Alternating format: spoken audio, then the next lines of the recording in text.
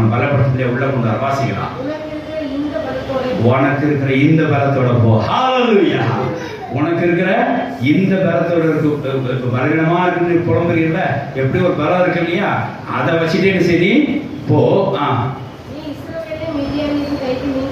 நீ இஸ்ரவேலை மீதியான் கைக்கு நீங்களாக்கி ரட்சிப்பாய். ஹல்லேலூயா. வாசிக்கலாம்.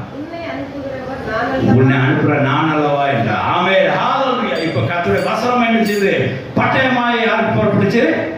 கிதியோனுக்கு புறப்பட்டுச்சு.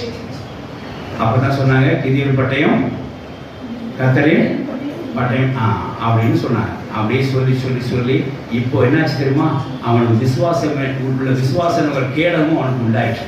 ஏன்னா கர்த்தரே சொல்லிட்டார், இந்த பலத்தோட போ, மிதியான் கைக்கு இஸ்ரவேல் ஜனங்கள் மிதியான் கைக்கு ரட்சிப்பாய் சொல்லிட்டார். அவன் வார்த்தை சொல்ல அவன் பூஸ்ட் ஆகிறான், அவன் பலப்படுறான், அவன் மேன்மைப்படுகிறான்.